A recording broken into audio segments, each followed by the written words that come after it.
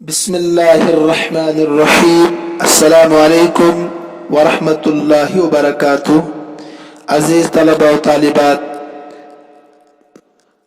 ہم نے ابھی تک کتاب دروس البلاغہ سے صفحہ نمبر 20 تک 5 سبق مکمل پڑھ لیے ہیں۔ پچھلے سبق یعنی سبق نمبر 5 میں فصاحت الکلام کے تعلق سے ہم نے پڑھا تھا کہ کلام فصیح کب ہوگا۔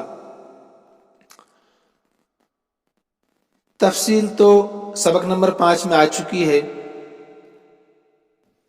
لیکن جن طلبہ و طالبات نے سبق نمبر 5 میں حاضری نہیں دی، انٹرنیٹ بند ہونے کی وجہ سے یا اپنی کسی دوسری مصروفیات کی وجہ سے آج کے سبق میں موجود ہے، تو ان کے لیے سبق یوٹیوب چینل پر موجود ہے، وہ جا کر سبق نمبر 5 کو غور سے سنیں، سمجھنے کی کوشش کریں۔ اگر وہ اگلا سبق یعنی سبق نمبر 6 کو سمجھنا چاہتے ہیں، سننا چاہتے ہیں۔ بہرحال سبق نمبر 5 میں میں مختصراً اشارہ کر دیتا ہوں، پڑھا تھا کہ کلام پے در پے تنافر کلمات سے خالی ہو، ضعف تعلیف سے خالی ہو اور تاکید سے خالی ہو۔ ان تینوں کو ہم نے تفصیل کے ساتھ صفحہ نمبر 16، 17، 18، 19 اور 20 تک پڑھ لیا تھا، لہذا میں تفصیل میں نہیں جانا چاہتا ورنہ سبق طویل ہو جائے گا۔ تو سبق موجود ہے، آپ کی خوش قسمتی ہے تاکہ کبھی بھی آپ استفادہ کر سکیں۔ آج ہم صفحہ نمبر 20 پر فصاحت المتکلم کو پڑھنے جا رہے ہیں۔ آج کا سبق بہت آسان ہے، پہلے ذہن میں آپ رکھیں، بہت آسان ہے آج کا سبق۔ وَفَصَاحَةُ الْمُتَكَلِّمِ، پہلے عبارت دیکھیے، وَفَصَاحَةُ الْمُتَكَلِّمِ مَلَكَةٌ يَقْتَدِرُ بِهَا عَلَى التَّعْبِيرِ عَنِ الْمَقْصُودِ بِكَلَامٍ فَصِيحٍ فِي أَيِّ غَرْضٍ كَانَ۔ فصاحت متکلم ایک ایسا ملکہ ہے، ایسی صلاحیت ہے جس کی وجہ سے یقتدر بہا، جس کی وجہ سے طاقت رکھتا ہے، کون؟ متکلم، جس کی وجہ سے متکلم طاقت رکھتا ہے علی التعبیر عن المقصود، مقصود کو بیان کرنے پر، علی التعبیر کا ترجمہ بیان کرنے پر، عن المقصود، مقصود کو۔ اب ترجمہ پورے کا دیکھیے، فصاحت متکلم ایک ایسا ملکہ ہے، ایسی صلاحیت ہے جس کی وجہ سے متکلم مقصود کو بیان کرنے پر طاقت رکھتا ہے، کلام فصیح کے ساتھ، بکلام فصیح، کلام فصیح کے ساتھ، فی ای غرض کان، خواہ جو بھی غرض ہو، جو بھی مقصد ہو۔ ترجمہ آپ کے سامنے آ گیا۔ اس میں آپ کو 3 چیزیں سمجھنی ہیں۔ ایک تو آپ کو ملکہ سمجھنا ہے، یقتدر بہا علی التعبیر عن المقصود کو سمجھنا ہے، کلام فصیح کو سمجھنا ہے، اور فی ای غرض کان کو سمجھنا ہے۔ دیکھیے، مصنف رحمۃ اللہ علیہ نے تعریف میں ملکتن کہا۔ ملکہ کیا چیز ہے؟ دیکھیے، اس ملکہ سے مراد ایسی قوت اور ایسی کیفیت ہے جو انسان کی فطرت میں ہوتی ہے، نفس میں راسخ ہو جاتی ہے۔ یہ خدا داد صلاحیت بھی آپ کہہ سکتے ہیں اس کو۔ آپ اس خدا داد صلاحیت کی وجہ سے ایک انسان اپنے معافی ضمیر، جو اس کے دل میں بات ہے، معافی ضمیر کا اظہار دوسروں کے سامنے فصیح کلام کے ساتھ جس طرح چاہے کر سکے، فصیح کلام کے ساتھ جس طرح چاہے وہ کر سکے، چاہے وہ کلام کسی کی تعریف میں ہو، کسی کی مذمت میں ہو، چاہے وہ کلام خوشی کے موقع پر ہو، چاہے وہ کلام رنج کے موقع پر ہو، تکلیف کے موقع پر ہو، ہر حال میں اپنے معافی ضمیر یعنی دل کی بات کا اظہار وہ کلام فصیح کے ساتھ کر سکتا ہو۔ سمجھ رہے ہیں آپ کہ نہیں؟ اس کا نام ہے ملکت. ایسی صلاحیت، خدا داد صلاحیت، ایسی قوت.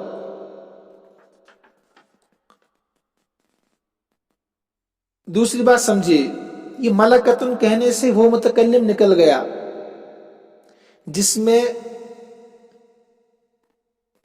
یہ کیفیت راسخہ موجود نہ ہو،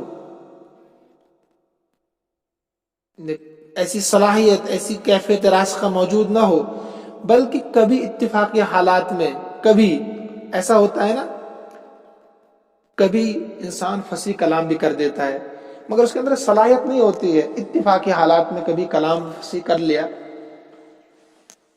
تو وہ متکلم اس سے نکل گیا، وہ متکلم فصیح نہیں کہلائے گا.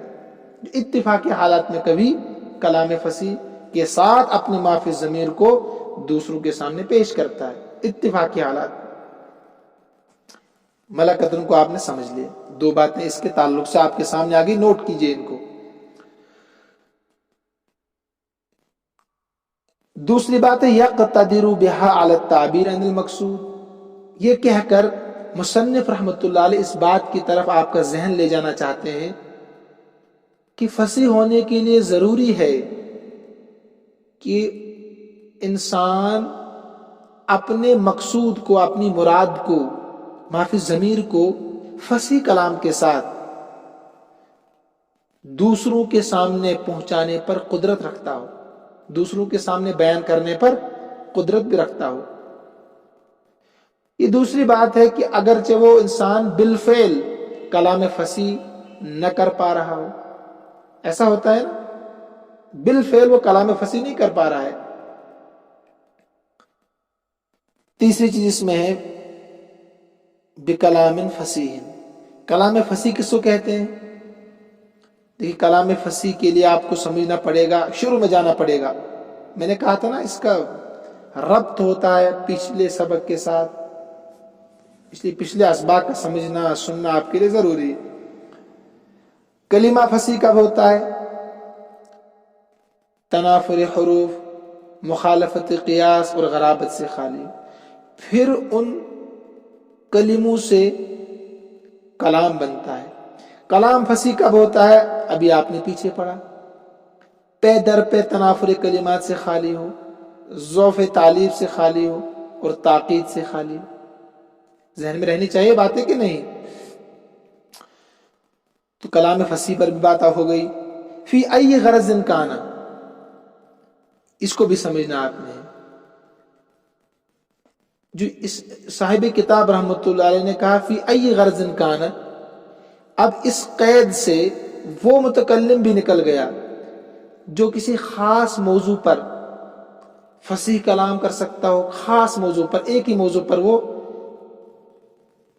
فصیح کلام کر سکتا ہو، اور دیگر مضامین کے بارے میں وہ فصیح کلام نہیں کر سکتا.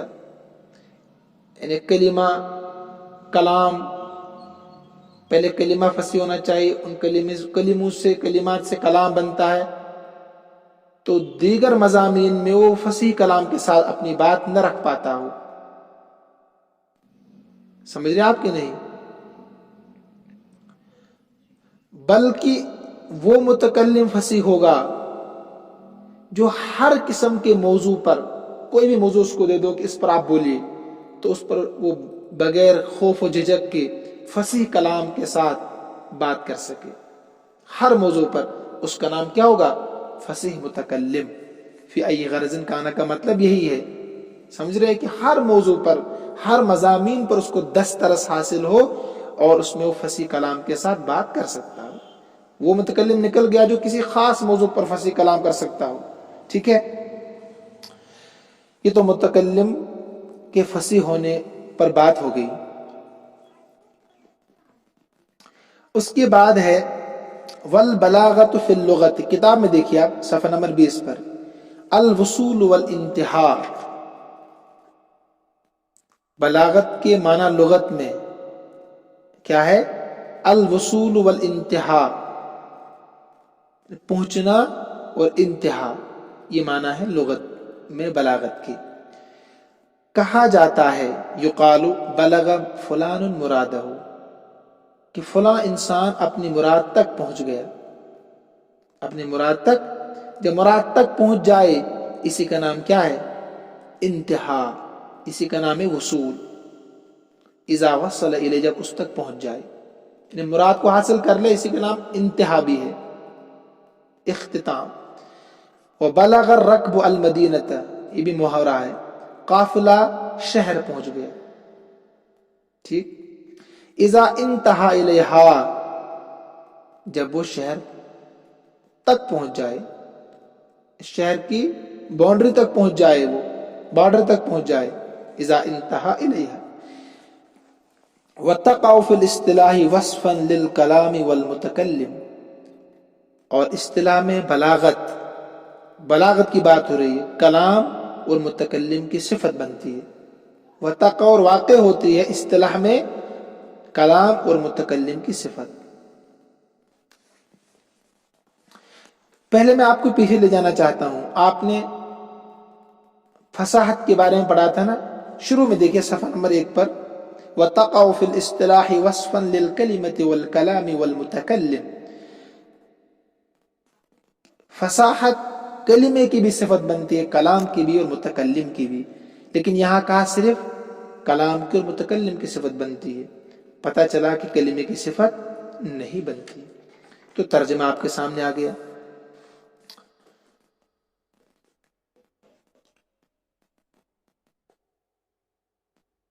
مثلا ایک تو آپ کو یاد رکھنا پہلے یہ کہ بلاغت صرف کلام اور متکلم کی صفت ہی بنتی ہے۔ آپ کہہ سکتے ہیں ھذا کلام بلیغ، ھذا کلام بلیغ کہہ سکتے ہیں آپ، مگر ھذہ کلمۃ بلیغۃ نہیں کہہ سکتے۔ آپ سوال کریں گے کیوں نہیں کہہ سکتے؟ اس لیے کہ ہم عربی زبان میں اہل عرب کے محتاج ہیں، ان سے ہم نے نہیں سنا تو ہم بھی نہیں کہہ سکتے ہیں، ٹھیک ہے۔ تو ھذا کلام بلیغ کہہ سکتے ہیں آپ، ھذا متکلم بلیغ کہہ سکتے ہیں، مگر ھذہ کلمۃ بلیغۃ آپ نہیں کہہ سکتے۔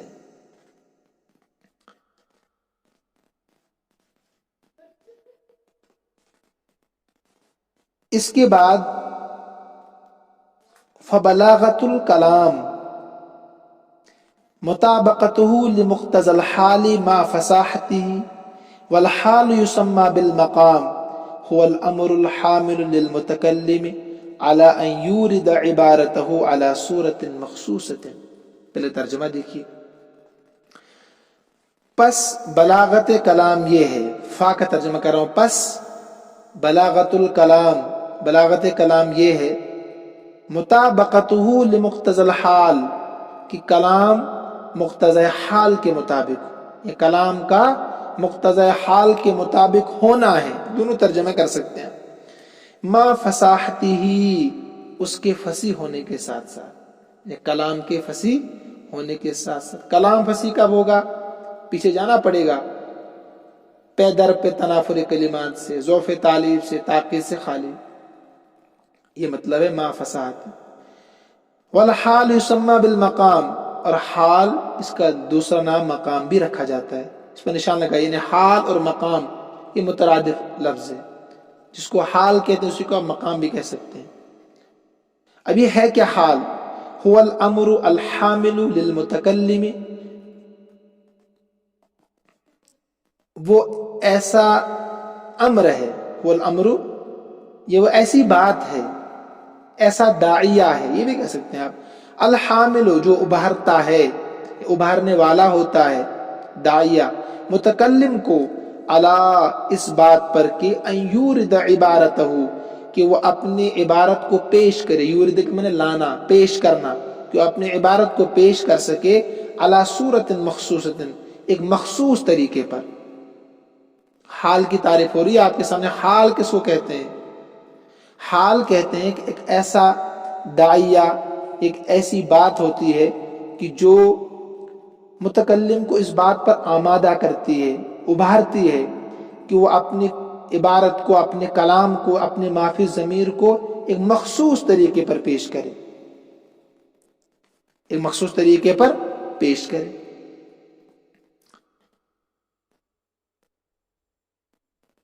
والمقتضا، اور مقتضا کیا ہے؟ ویسمى الاعتبار المناسب، مقتضا کا دوسرا نام ہے اعتبار مناسب. یہ مترادف ہے. جو مقتضا ہے اسی کا دوسرا نام ہے اعتبار مناسب، جو حال ہے اسی کا دوسرا نام ہے المقام. اب یہ مقتضا کیا چیز ہے؟ اب تعریف ہو رہی ہے. هو الصورۃ المخصوصہ، وہ ایک مخصوص صورت ہے. کیا ہے وہ؟ ایک مخصوص صورت ہے. التی تورد علیہ العبارہ، جس پر عبارت کو لایا جاتا ہے. مقتضا جس پر عبارت کو، التی تورد علیہ العبارہ، کہ جس پر عبارت کو، مقتضا وہ ایک مخصوص صورت ہے جس پر عبارت کو لایا جاتا ہے.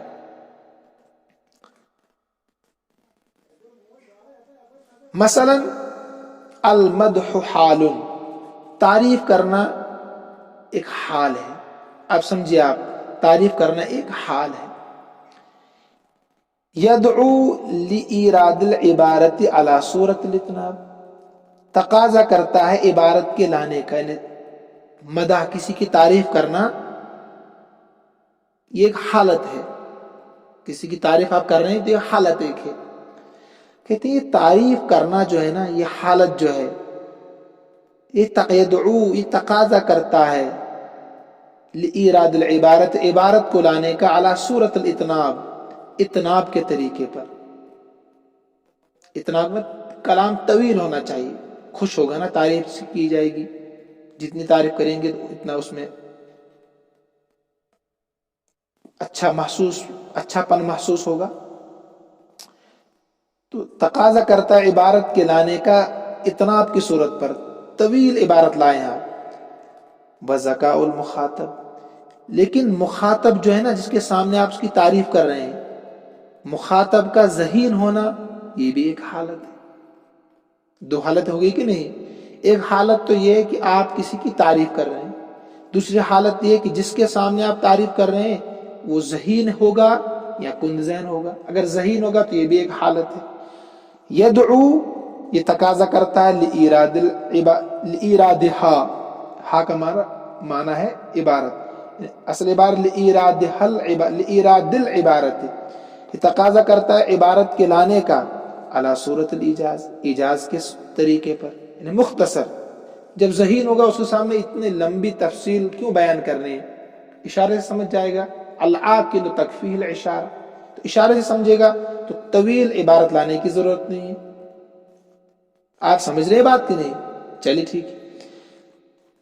اب بتا رہا ہے صاحب کتاب رحمۃ اللہ علیہ، فکل من المدح والذکاء حال، تو مدح اور ذکاء، یعنی تعریف کرنا اور مخاطب کا ذہین ہونا، ان میں سے ہر ایک حال ہے. حال ہے کہ نہیں؟ وَكُلٌّ مِّنَ الْإِطْنَابِ وَالْإِيجَازِ مُقْتَضَى، اب مقتضا بھی سمجھائیں گے. اور کلام کو اتناب کی صورت پر لانا، طویل کلام کو لانا، عبارت کو لمبا کر کے لانا، لمبی چوڑی داستان سنانا. فَكُلُّ مِّنَ الْإِطْنَابِ، تو اتناب میں سے اور ایجاز میں سے مختصر عبارت کو لانا. تو اتناب اور ایجاز میں سے ہر ایک مقتضا ہے. ہر ایک کیا ہے؟ مقتضا ہے. وَإِيرَادُ الْكَلَامِ عَلَى صُورَةِ الْإِطْنَابِ وَالْإِيجَاز، اب اگر آپ کلام کو لا رہے ہیں اور کلام کا لانا اتناب اور ایجاز کے طریقے پر، صورت کا ترجمہ کر رہا ہوں میں، طریقے پر، مطابقۃ للمقتضى، مطابقت مقتضا ہے، مقتضا کے مطابق ہے، مقتضا کے مطابق. یہ تو ترجمے سے آپ کو میں نے سمجھا دیا. اب آپ اس کو آسان لفظوں میں سمجھیے. میرے الفاظ جو ہے تو عبارت کا ترجمہ کر کے میں آپ کو سمجھا رہا تھا. دیکھیے حال جو ہے نا، حال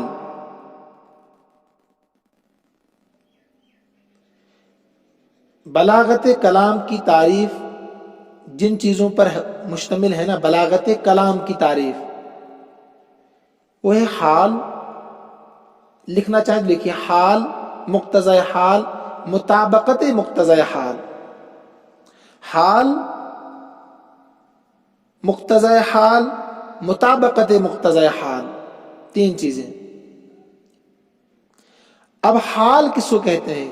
جس کا دوسرا مقام ہے نا، ذہن میں رکھیے، میں نے آپ کو کہا کہ ایسی چیز ہے انسان کے اندر جو بولنے والے کو، متکلم کو اس بات پر تیار کرتی ہے کہ وہ اپنے کلام میں ایسی چیز لائے جس کا وہ تقاضا کر رہا ہے، یعنی مخصوص طریقے پر اپنی بات کو رکھے۔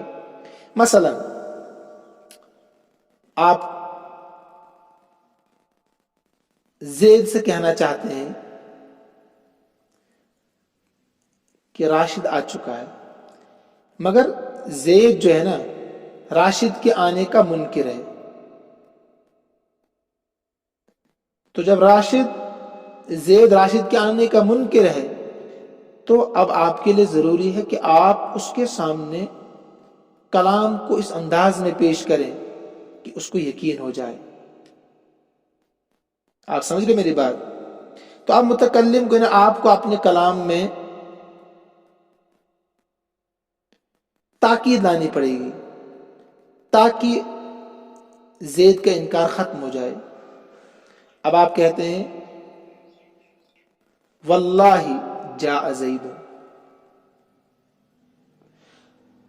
خدا کی قسم زید آ چکا ہے، خدا کی قسم زید آ چکا ہے، تو لہذا جو راشد، واللہ جاء راشد، خدا کی قسم راشد آ چکا ہے، زید جو انکار کر رہا تھا نا، تو انکار کرنا یہ حال ہے۔ اب آپ کلام جو لا رہے ہیں تاکید کے ساتھ، تو یہ کیا ہے؟ یہ مقتضی حال ہے، یہ ہے مقتضی حال، تاکہ اس کا انکار ختم ہو جائے۔ اس کو آپ ایک اور مثال سمجھیے، یعنی مقتضی حال جس کا نام کیا ہے؟ اعتبار مناسب۔ ابھی پڑھا نا آپ نے، مقتضی حال جس کا نام اعتبار مناسب۔ ابھی حال سمجھا آپ نے صرف، زید کا انکار کرنا راشد کے بارے میں، تو انکار کرنا یہ حال ہے، تو اب اس کا انکار جو حال ہے، تو اس انکار کو ختم کرنا، اب آپ کو اسی کے مطابق کلام کرنا ہے کہ اس کا انکار ختم ہو جائے۔ مقتضی حال کس کو کہیں گے؟ جس کا نام اعتبار مناسب بھی ہے،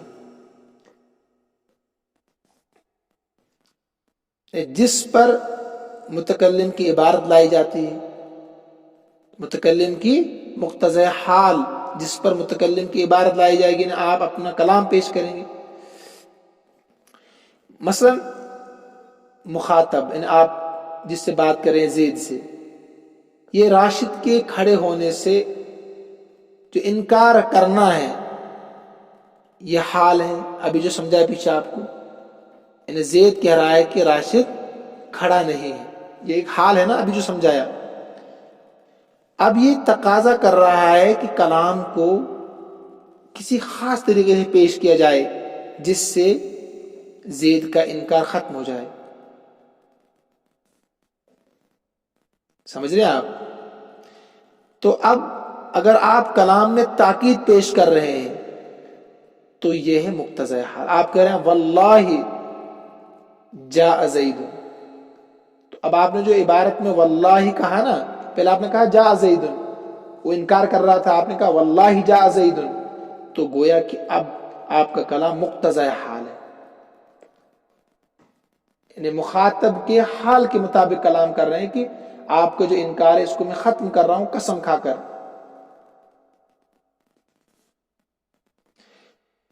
سمجھ رہے ہیں آپ کہ نہیں؟ یعنی جو آپ کا مخاطب ہے زید، وہ راشد کے آنے کا انکار کر رہا تھا، اب اس کے سامنے آپ اپنے کلام کو قسم کے ساتھ لا رہے ہیں، تاکید کے ساتھ لا رہے ہیں، تو یہ مقتضی، یہ مطابقت مقتضی حال ہے۔ کیا ہے؟